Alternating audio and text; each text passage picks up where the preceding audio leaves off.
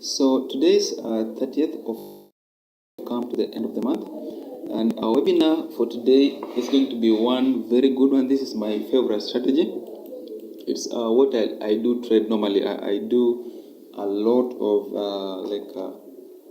I do a lot of breakouts. I do trade false breakouts. I do trade real breakouts, and I do all that in almost all charts. So sometimes I do horizontal breakouts. Sometimes I do diagonal breakouts, and sometimes I also do indicator breakouts. So those are all types of breakouts. We have horizontal breakouts, which happens across resistance and support levels. We also have diagonal breakouts, which happens when the price breaks above trend line or below trend line. And then we also have indicator breakouts when the price now breaks above or below an indicator. So those are some of the few breakouts that I do trade the most. But before we look into that, I would like us to first of all explain what a breakout is. Give me a second so that I line that up properly. So the word breakout basically means if the price goes below a level and sustains that breakout, that means sustains that move to that direction, that's a breakout. So if you have a support and then the price successfully goes below that support and then it holds below that level, then that's a breakout. So if you have you can have a resistance level, maybe you have this as a resistance, then you also have this as a resistance. If the price is to go up to this level and then closes above, then it remains above that level for some time significantly, then that's a clear sign that we've somehow broken above that level. And what that stands for is that we are still somehow continuing in that direction.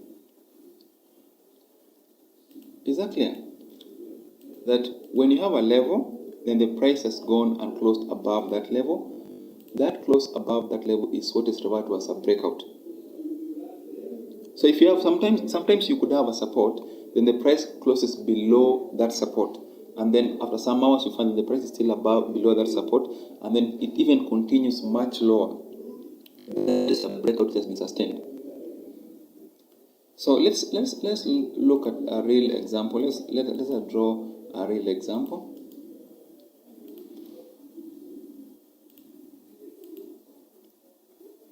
So the first things first,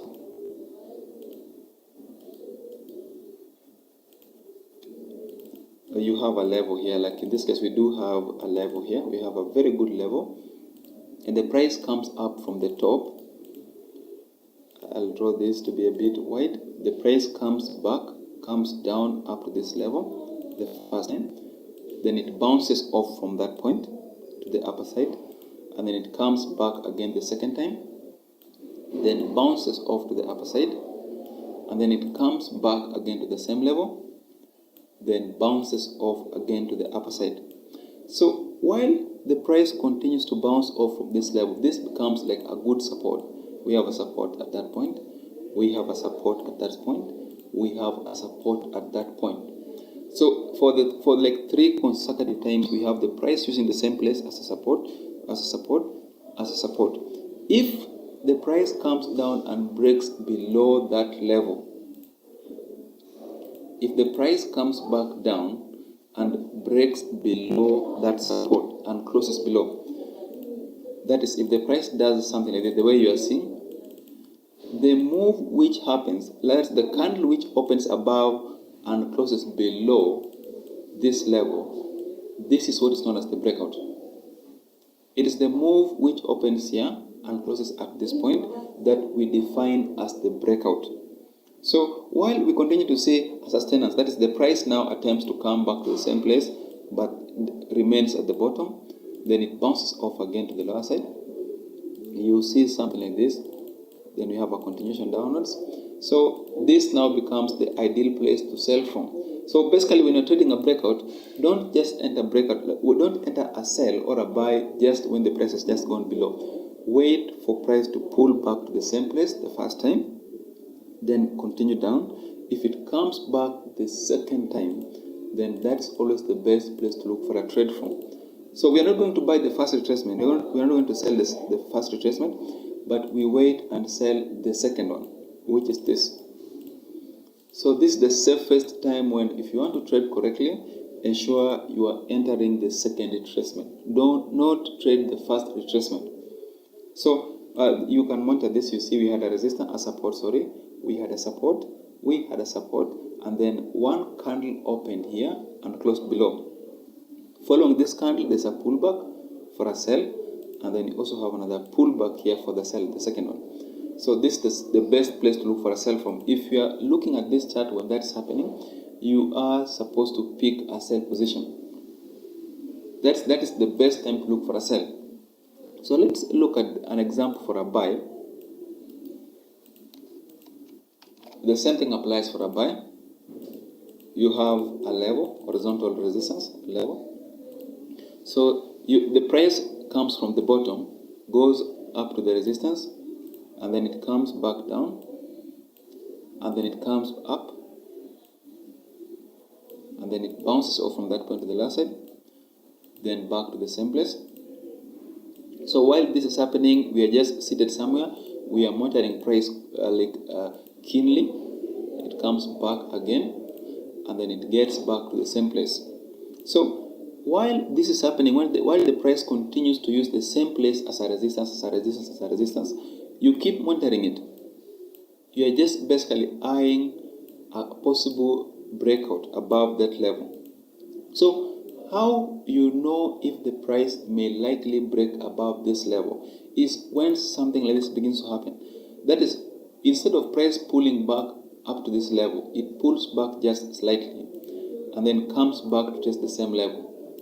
Then the next time it pulls back almost the same way, just slightly, it pulls back up slightly, like that, and then it gets up, then it pulls back again just slightly, downwards slightly, like this, and then it now breaks beyond. So this is how you know that a breakout is imminent. When you begin to see price moving up and down, and then as it moves up, it actually forms higher lows. Like this is a lower low, this is a lower low, this is a higher low, and this is a higher low, like this,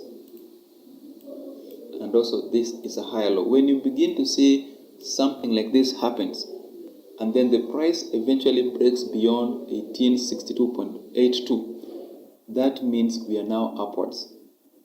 When this finally happens, when the price finally breaks and closes beyond the upper line, that means somehow we are now upwards. So our main objective here will be not to look for a sell, because the price has eventually gone above. You now wait for price to retrace back to the same place the first time, and then if this happens, if it goes up and then comes down again to the same place, if this happens, the second time the price gets to this point, this is the ideal place to now look for a trade from. This is always the ideal place to look for a trade from. So technically, this is how you describe a bullish breakout. This is how a bullish breakout looks like. The price uses a level consistently for sometimes. It uses this level as a resistance, as a resistance, as a resistance, as a resistance. This too is still a resistance. We have a resistance, and then there's a final breakout. Then we have a support, and then you have a support at this point. So when the price, the first time there's this breakout, we are not doing anything because anything could happen. The price may break beyond this level, but then it comes again and pulls back down. So we have to wait for price to sustain itself beyond that level. As long as we continue to see sustenance above a level, that means we are continuing in that direction. So we'll not do anything. But the first time the price breaks above, we are not doing anything. After the retracement, we are still not doing anything. It continues up and then it comes back down the second time. So this is always the correct time to look for a trade. The second time the price comes back to the same place is always the ideal time to look for a trade. So that is when you're supposed to look for. When the price comes back the second time, quickly pick a buy position. And somebody may ask me, which signal should I see around this level for me to say that this is now a good buy. Okay, wait for candles with long tails. When the price hits this support or hit this support, wait for candles that have extremely long tails. Wait for candles which have very, very long tails. So if the price now moves up and then comes down to this point, and then we have a long tail, something like this, a candle which has an exceptionally long tail, you have a candle like this.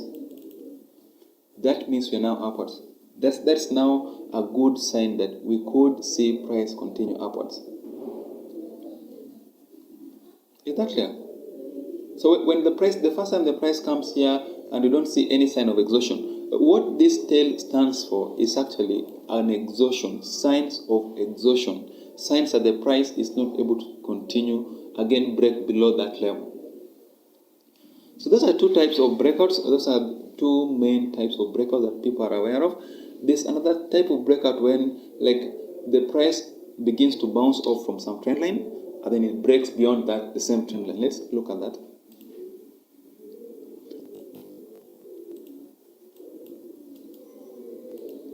So assuming you have this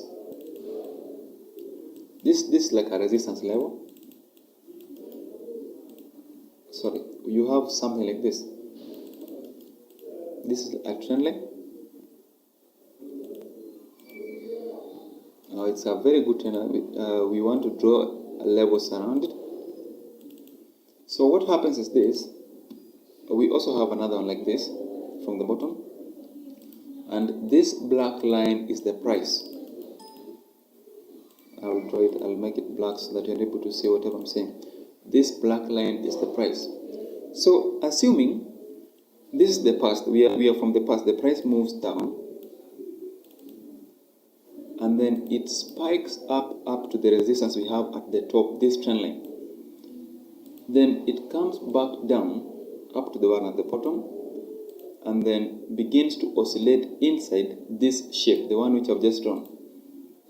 So while the price continues to sustain itself within the two lines, we are basically just waiting. These are bounces. The price bounces off from the top, bounces off from the bottom, and then just when the price is about to break out, just when we are approaching, when the shape has now become very small, the price eventually ascends above the upper trend line. So this too is a breakout. The fact that the price opened inside the shape and then closed above is a good sign of a breakout. It's a sign that somehow the price has broken up to the upper side. It has broken out to the upper side. So after the move to the upper side, after this big move, what we want to happen, we want to see a retracement and then a continuation upwards. So we'll technically be looking for a sell around this point. We'll be looking for a sell around this point, and we'll be looking for a take profit at this point. So anytime you see a trend line which was holding before, we had a resistance there, we had a resistance holding still, and then you had a resistance, then the price finally breaks beyond it. If the price comes back to it, then this should be the ideal place to look for a buy from. So you'll buy it at this point, hold on to that trade. So you buy it here, hold on to that, buy with the first take profit, the next take profit, and then the last take profit is actually at 1765.31. So whenever you have a trend line and the price has gone beyond that trend line, you're supposed to buy it only up to the levels when the price was touching the trend line. So this is when the price was touching the trend line. The price was touching the trend line, and also at this point, the price was touching the trend line. So these are the levels where you take profit from. You take profit from, and you take profit from this level. Is that clear? So the same thing which we've now illustrated on like a bullish breakout based on trend line is the same thing which normally happens with a bearish one. If the price goes below a bearish trend line, then you wait for price to retrace back up to the same trend line. Then you now sell it. After selling it, you take profit only along the instances when the price was touching the same trend line. So like in this case, we take profit here, we take profit there, we take profit at that price. I hope that is clear. I hope that is a bit much more clear. So let's look at an example on a real chart. So this is a good example on USDJPY. We have it here. So I'm going to add an indicator. I'm going to add the zigzag indicator.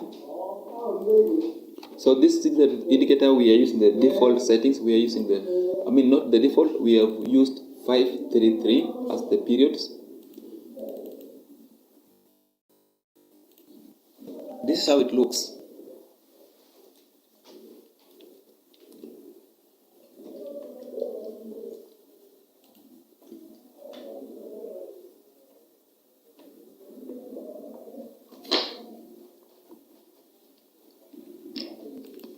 So we look at it on the daily. Okay, this is how my chart looks. If you put it like this, it may not make any sense for anyone. But after we do it, that's when you'll know exactly what I'm saying. So we pick a line from this point, from the top. This becomes a resistance trend line. And then we also draw a line from the bottom, which is here. So you can see we actually have a resistance at this point. We have a resistance at this point. We have a support. We have a support. So assuming something like this happens, the price moves up. The price reaches this resistance. It reaches that resistance like that, and then it does not break beyond. That is, it goes up to that resistance but does not break above it. Instead, it bounces off to the lower side. We will expect something like this.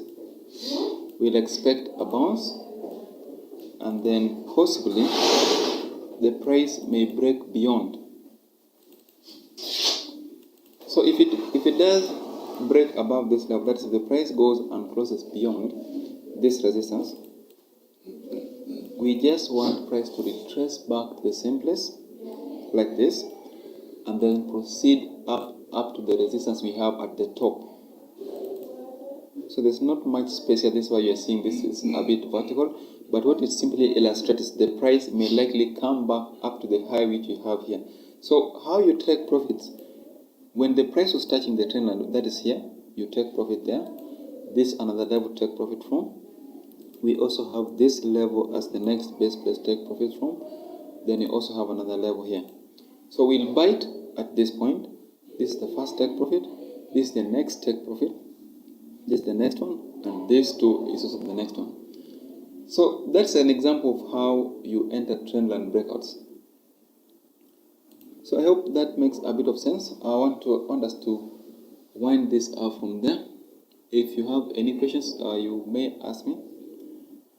Okay, just a second. Somebody is asking about false breakouts. Okay, so false breakouts is exactly opposite what I talked about on breakouts. If the price breaks beyond a level but does not sustain that breakout, that becomes a false breakout. So if you have, maybe you have a resistance here. We have a very good resistance at that point.